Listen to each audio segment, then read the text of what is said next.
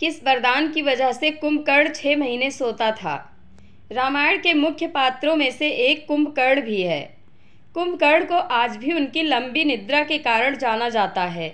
जो लोग ज़्यादा सोना पसंद करते हैं उन्हें आम तौर पर लोग कुंभकर्ण कहने लगते हैं। लोगों के लिए यह एक मजाक का विषय भी है।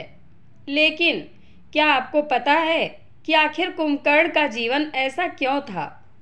कुंभकर्ण का नाम लेते ही दिमाग में एक बहुत अधिक निद्रा में रहने वाले और अधिक भोजन करने वाले व्यक्ति की छवि बन जाती है।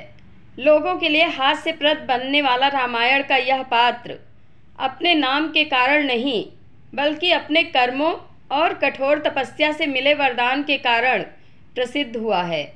रामायण के अनुसार कुंभकर्ण रावण का छोटा और विभीषण और शूर्पणखा का बड़ा भाई था। वह ऋषि विश्रवा और राक्षसी कैकसी का पुत्र था। कुंभकर्ण का नाम का अर्थ अधिक सोने वाला बिल्कुल भी नहीं है। असल में इसका अर्थ है कुंभ यानी घड़ा और कर्ण का अर्थ है कान।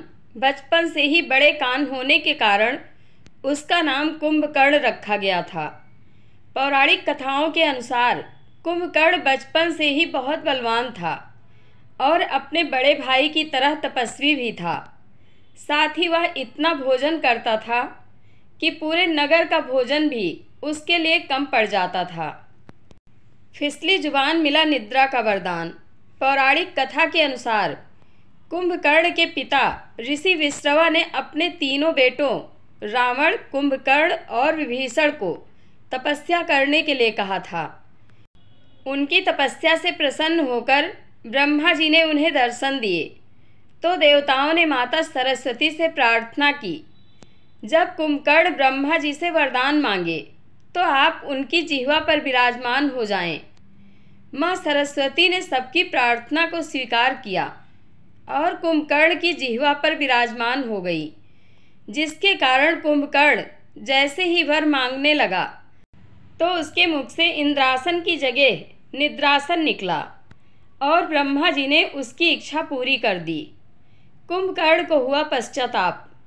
जब कुंभकर्ण को इस बात का पश्चाताप हुआ तो वह ब्रह्मा जी से निवेदन करने लगा तो ब्रह्मा जी ने अवधि को घटाकर 6 महीने कर दिया, जिसके बाद वह 6 महीने के लिए सो जाता और सिर्फ एक दिन जागता। उसके बाद वापस सो जाता था। कुंभकर्ण को यह वरदान देते हुए ब्रह्मा जी ने यह भी कहा था कि यदि कोई भी उसे बलपूर्वक जगाने का प्रयास करेगा तो वह कुंभकर्ण के जीवन का अंतिम दिन होगा। ब्रह्मा जी के यह वचन सत्य हुए।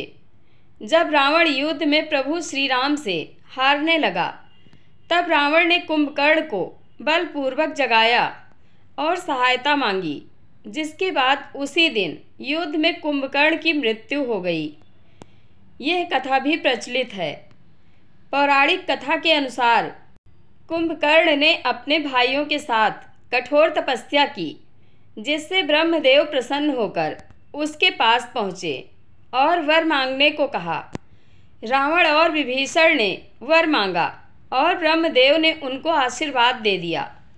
इसके बाद जब वह कुंभकर्ण के पास गए और उसे भोजन करते देख चिंता में पड़ गए, तब ब्रह्मदेव ने कुंभकर्ण की मति हर ली, जिसकी वजह से कुंभकर्ण ने 6 महीने निद्रा में रहने का वरदान मांग लिया और ब्रह्मदेव ने प्रसन्न होकर उसे वर दे दिया। कुंभकर्ण की आश्चर्यजनक 6 खास बातें। रामायण काल में ऐसे कई मायावी असुर, दानव, वानर और राक्षस थे जो आश्चर्यजनक रूप से शक्तिशाली थे। जैसे वानर गरुड़, रीछ, माल्यवान, सुमाली, माली, रावण, कालनेमि, सुबाहु, मारीच, कुंभकर्ण, कंबद, विराध, अहिरावण, खर और दूषण, मेघनाद, मैदानों, बाल आदि। आओ जानते हैं कुंभकर्ण की 6 खास बातें। नंबर 1, कुंभकर्ण का परिवार। कुंभकर्ण के दादा पुलस्त्य और दादी का नाम हविर्भुआ था। उनके पिता का नाम विश्रवा था। ऋषि विश्रवा ने ऋषि भरद्वाज की पुत्री इलाविदा से विवाह किया था। जिनसे कुबेर का जन्म हुआ। विश्रवा की दूसरी पत्नी कैकसी से रावण, कुंभकर्ण, विभीषण और शूर्पणखा पैदा हुए थे। खरदूषण कुंभिनी, अहिरावण और कुबेर कुंभकर्ण के सौतेले भाई थे। नंबर 2, कुंभकर्ण की पत्नी। कुंभकर्ण की पत्नी विरोचन की कन्या वज्रज्वला थी। उनकी एक दूसरी पत्नी का नाम करकटी था। कुंभपुर के महोदर नामक राजा की कन्या तड़ित्यमाला से भी कुंभकर्ण का विवाह हुआ। कुंभकर्ण के एक पुत्र का नाम मूलकासुर था, जिसका वध माता सीता ने किया था। दूसरे का नाम भीम था। कहते हैं कि इस भीम के कारण ही भीमाशंकर नामक ज्योतिर्लिंग की स्थापना हुई थी। नंबर 3, आविष्कारक कुंभकर्ण।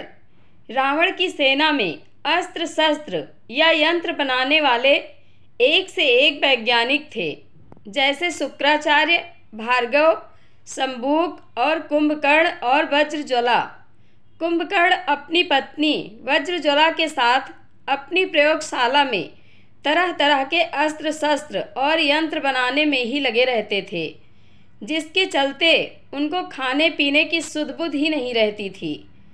कुंभकर्ण की यंत्र मानव कला को ग्रेट इंडियन पुस्तक में विजार्ड आर्ट का दर्जा दिया गया है। इस कला में रावण की पत्नी धान्यमालिनी भी पारंगत थी। वरदान के पहले और एक दिन जागने के दौरान कुंभकर्ण यह कार्य करता था। नंबर 4, एक दिन छोड़कर वर्ष भर सोना। रावण का भाई कुंभकर्ण 6 महीने बाद एक दिन जागता और भोजन करके फिर सो जाता, क्योंकि इसने ब्रह्मा जी से इंद्रासन की जगह निद्रासन का वरदान मांग लिया था। इसका शरीर विशालकाय था। नंबर 5, खूब खाता था कुंभकर्ण। कहते हैं कि कुंभकर्ण जन्म लेते ही कई लोगों को खा गया था, जिससे घबराकर सारी प्रजा इंद्र से मदद मांगने लगी। उसके बाद इंद्र और कुंभकर्ण के बीच युद्ध हुआ, लेकिन कुंभकर्ण ने इंद्र को हरा दिया था। नंबर 6, कुंभकर्ण की मृत्यु। युद्ध के दौरान किसी तरह कुंभकर्ण को जगाया गया। कुंभकर्ण ने युद्ध में अपने विशाल शरीर से वानरों पर प्रहार करना शुरू कर दिया। इससे राम की सेना में हाहाकार मच गया। सेना का मनोबल बढ़ाने के लिए राम ने कुंभकर्ण को युद्ध के लिए ललकारा और भगवान राम के हाथों कुंभकर्ण वीर गति को प्राप्त हुआ। उसके शव के गिरने से लंका का बाहरी फाटक और परकोटा गिर गया। जय श्री राम। आप लोगों को यह कथा कैसी लगती है कमेंट बॉक्स में अपनी राय अवश्य दें। धन्यवाद।